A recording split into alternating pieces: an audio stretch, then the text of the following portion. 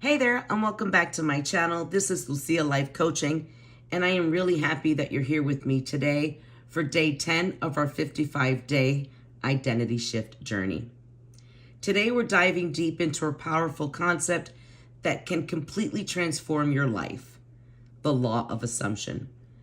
This isn't just about positive thinking, it's about consciously creating your reality by assuming that what you desire is already yours.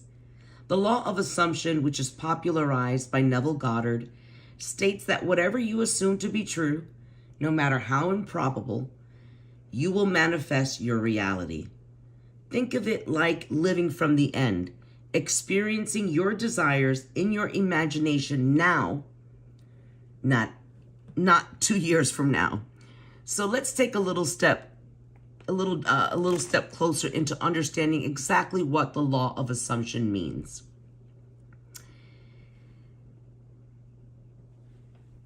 When we think about nature, there's a kind of power that makes no noise.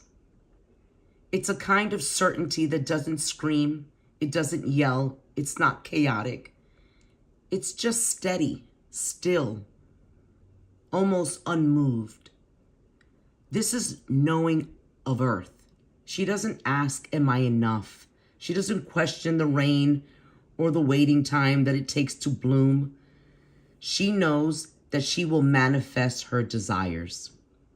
She knows that what lives within her soul, soil of the ground, she knows the seeds that it carries, and she trusts the entire process. Right? That is truly trusting and knowing. It could be akin to our faith in a higher power, in God, in Allah, in Jesus. We can't explain the faith. We can't explain the belief, but we know, we feel it, we embody it. We know without looking for evidence. Just like nature, you don't stop begging for signs. You stop feeling the need to explain your dreams to people who lack the clarity and depth that you have. You become rooted in your own becoming. Faith is the substance of things hoped for, the evidence of things unseen. That's not about blind faith, it's about knowing. The kind of knowing that says, even if you can't see the garden yet, I know the roots are already drinking in the water. I know that the highest frequency has got my back. It's beyond that. It's beyond hope. It is a calm, warm certainty that says it is done. It is mine, and I am ready. I may not know how, I may not know when, but I know this, it is mine. Neville Goddard once said, a change of feeling is a change of destiny, which means when you change from wishing to knowing, the world reshapes to match it. So can you be still in knowing? Can you stop disrupting the soil? Can you sit in that calm knowing and belief that what you're looking to manifest is already yours? Because one thing I have learned, in order for manifestation to last, it must be rooted in something real. Not a passing fantasy, not a passing mood, right? Not a whim. It must be grounded self in a version of you that isn't afraid to wait because you know what's coming in the end. You already see the end. Your faith is so strong, no one can knock and no one can put doubt in your mind. The trouble starts when you start doubting, right? When you start saying, hey, something's wrong. I should be here instead of there. My manifestation isn't working. I'm going to give up. Something's wrong with me. Or you start comparing yourself with others, which comparison is such a distortion of growth. It tricks you into believing that there's a schedule when the earth knows only cycles. In nature, nothing can bloom all year long, right? There's seasons to plant, there's seasons to reap, there's seasons to harvest. Even the most radiant gardens retreat. The soil needs rest, the roots need darkness, and so do you. So if you are in a quiet season, a season of the unseen, becoming panicked isn't the way to go, because it means that your time will come. And when your time comes, it's going to be yours. Not rushed, not copied, not compared, not borrowed, but it's going to come from a place of of stillness, of alignment. The earth teaches us that you are not late. You're germinating. You're like a flower. But yet we want to compare ourselves to everyone else, right? Because in our minds, we're not moving fast enough. Our desires are not coming soon enough, quick enough. When we live in the end, we are living from a place of stillness, of certainty, of belief, of calm. Be still, be certain, and let the ground do the work. It's not our job to figure out the how. Nature doesn't rush, yet everything is accomplished, right? Earth doesn't have to explain herself. She doesn't have to ask permission to take up space. She doesn't have to ask permission to bloom. She doesn't have to ask permission to reap what she sowed. She simply is. She is grounded in knowing. She is unmoving. She is complete. Yet we often think of our boundaries as walls, but if Earth shows us that boundaries are simply contours, then who are we to rush? The shape of what we are willing to hold is what we are no longer available for. The mountain is sacred because it doesn't move for anyone. The canyon is sacred because it refused to fill. The cliff edge is sacred because it says, this far, no more, no further. If you're constantly shifting for people, crumbling to please, cracking under pressure, you're not grounded. You're wobbly. And therefore, your manifestation is not on solid ground. Manifestation requires structure. Manifestation requires a firm foundation. Manifestation requires belief in the knowing who you are and what you will no longer bend for. Because if you don't define your edges, the world will erode them for you and define them for you.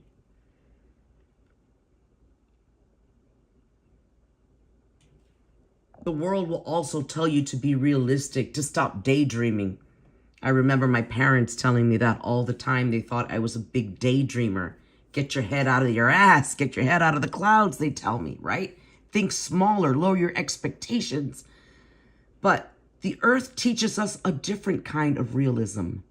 It's the realism of endurance, of persistence, the realism of holding firm in your believing and in your becoming, holding firm in your assumptions even when no one else sees it. This is so critical. Because I can't tell you how many times I felt lonely, how many times I felt delusional, waiting for other people to support and validate me. No, fuck that. I don't owe the world anything, let alone my flexibility. I owe it to myself. I know that holding firm in my assumptions, even when no one else sees it, is the way to go. So we're going to stand tall. So if you're looking to manifest something big, just start by remembering what you already have. The breath is in your body, the sun on your face, those tiny moments of applause. Remember, the progress of beautiful becoming You were not planted in scarcity. You were not dropped by lack. You were not rooted. You were rooted to become the best of you. So let yourself believe that there's more to life, right? Let yourself believe that by living in the end and assuming your wish fulfilled, your dreams will become a reality.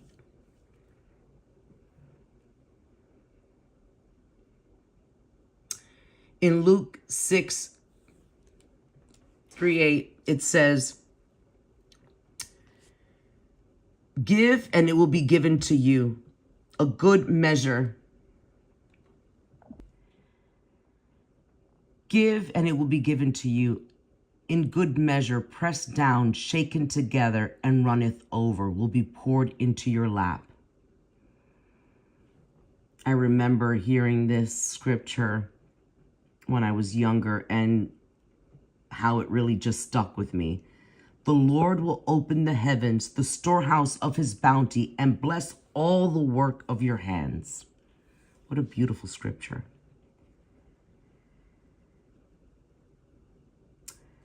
In Deuteronomy 28:12 says, "This is the divine law of the earth, of the universe. What you believe is what you receive. What you bless multiplies. When you feel grateful for, it grows. Gratitude bestows reverence, changing forever how we experience life and the world. Gratitude and love are not just reactions, they are states of being." So stop searching for someone else to complete you. Start being kind to yourself and to others. And remember that becoming the version of you that can receive what you asked for is not by running towards it, but by holding space for it. The earth teaches us that the true power is not in pursuit. It is being still and knowing that what you're looking to manifest is already yours, living in the end and having faith. The earth teaches us that the true power is not in the pursuit. The true power is in readiness. If you don't have to convince the sun to rise, right? And instead, you just have to open the window and not chase. You don't want to chase anything. You want to become the version of you who already has it. Because when the earth is fertile, the seeds arrive. And when the self is aligned, the manifestation lands. Not by accident, not by force, but by law. History also teaches us that in ancient Egypt, the goddess Isis never was known for chasing power. She was known for embodying power. Her throne was the earth itself, fertile, patient, magnetic. She didn't beg the gods for miracles. She simply stood in her truth, and the universe shaped itself around her.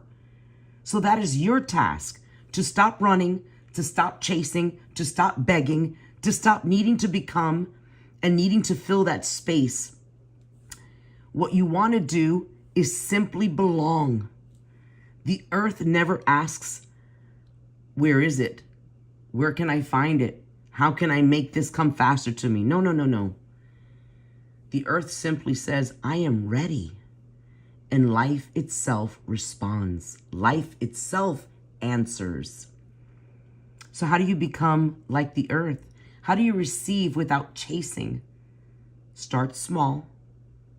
Start personal. And if you want love, then stop searching for someone that completes you. Become the person you want to be in love with. Become that person. Become a loving person. You become the person you want to be in love with. You start speaking kindly to yourself. You water your life until it blooms. And then you watch it show up to admire the garden. Another example, if you want money, if you want a promotion, if you want to land that job, stop declaring lack. Stop walking around saying, I can't afford it. Stop. Instead, you organize your finances like someone who respects money, someone who deserves money, someone who earns money. You tidy your wallet, you learn your worth, and you carry yourself like someone who expects abundance to flow because you already know that it does. If you want to glow up, you're going to want to stop fixating on the timeline. Stop chasing the version of yourself that feels miles and miles away. Instead, start treating yourself kind. Put yourself first. Put yourself on that pedestal. Dress your current self. Dress the way you want to look. Represent yourself. Speak the way you want to speak. And of course, with the new identity in mind, right? You speak to your body with reverence, with love. You dress like you already have arrived. You move with confidence. You don't have to beg the universe to deliver. You just show up as someone who is ready to receive. And when you do, when you are ready, the thing that you've been looking for will come looking for you. And that's the beautiful philosophy of the sacred, beautiful earth. With all that being said, I truly hope that you have enjoyed this video. Please give it a thumbs up and subscribe to this channel for more content like this. And if you enjoyed this video, drop a comment and let me know what you'd like to hear. Thank you again for joining us on day 10 of our 55-day identity shift journey. Until next time.